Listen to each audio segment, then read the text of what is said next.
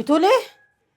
يا لهوي، يا ضنايا يا ابني، يا ضنايا يا ابني. في ايه ياما؟ في ايه يا ماما؟ في ايه؟ يا لهوي، في ايه يا ياما؟ ضنايا يا ابني، يا كسرة قلبي. انا وجوزي طالعين شقتنا، حماتي مالك في ايه؟ وبعدين كل شويه طلبات طلبات طلبات. هو ايه قاعد على بنك؟ في ايه يا بنتي مالك؟ وماله ما يساعد اخوه المريض؟ يعني لو ما وقفش جنبنا واخوه في الظروف اللي زي دي، مين اللي هيقف جنبينا؟ ما ترد على امك يا رام. يا ماما انا كده فاتح 3 بيوت مش واحد، وانا ما اقدرش على كده. يعني مش قادر تستحمل امك واخوك المريض اللي تعبان جوه ده؟ واحنا مين يستحملنا؟ ما احنا كمان عندنا عيال وبيت ومصاريف. انت عايزه ايه من الاخر يا هدى؟ عايزه نقعد انا وجوزي في شقتنا لوحدنا ونعزل منكم؟ ده يرضيك يا رامي؟ عايزنا نتفرق بعد ما كنا مع بعض في كل حاجه؟ اعمل ايه يعني يا ماما؟ يعني ما انت اديكي شايفه المعايش غاليه ازاي، وانا يا دوب بقضي مصاريف البيت والعيال، صح يا هدى؟ براحتك يا رامي اللي انت عايزه، بس عايزه اقول لك حاجه، اللي يبيع اهله عشان خاطر مراته مش هيكسب.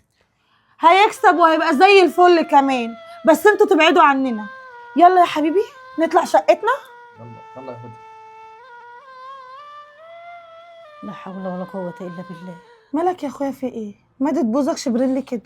صعبان عليا وسيد اخويا يا هدى، كانش لازم اتخلى عنه. هم صعبانين عليا أنا كمان، بس دلوقتي يا رامي سيد أخوك تعبان ومن الآخر كده بيموت. هي الأعمار بإيد ربنا صحيح، بس سيد أخوك هيموت قريب، مش هيطول بسبب التعب اللي عنده ده. وإحنا لو عشنا مع بعض في عيشة واحدة هتبقى ملزم إنك تصرف على مراته وعياله قدام عمك كمان، وإحنا يعني هنجيب منين لكل ده؟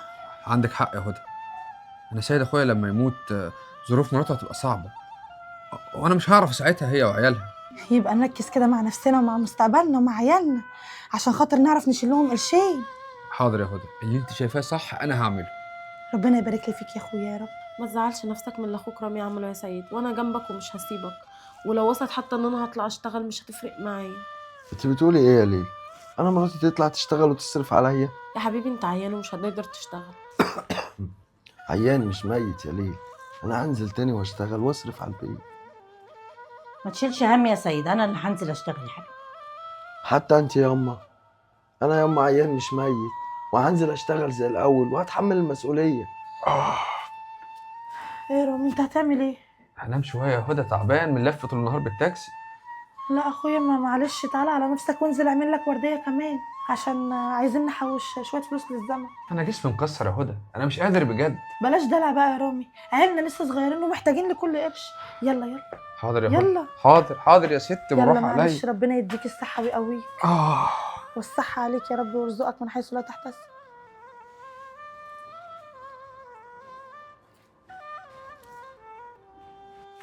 طبعا.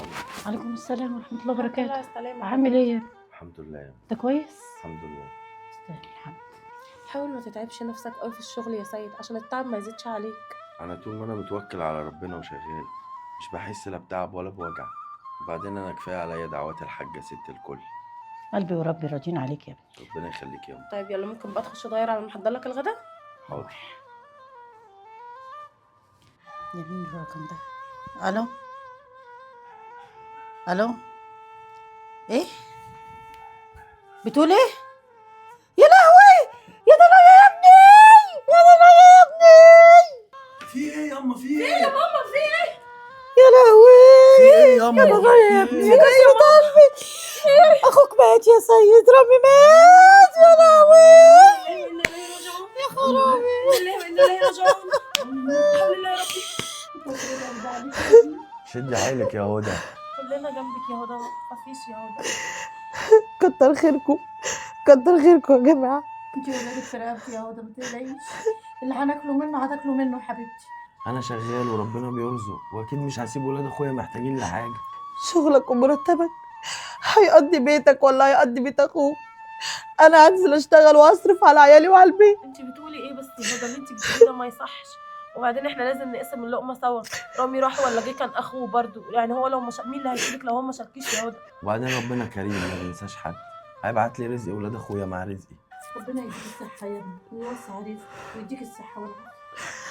انا طول ما انا فيا نفس ياما وعايش انتوا مسؤولين مني، وان شاء الله ياما مش هخليكوا تتحوجوا لحد خالص. ربنا يقدرك على فعل الخير يا سيد ويخليك لينا ومش يحرمنا منك ابدا يا رب. الله يرحمك يا رب. فعلا الأعمار بإيد ربنا وحده، محدش عارف مين هيموت قبل مين.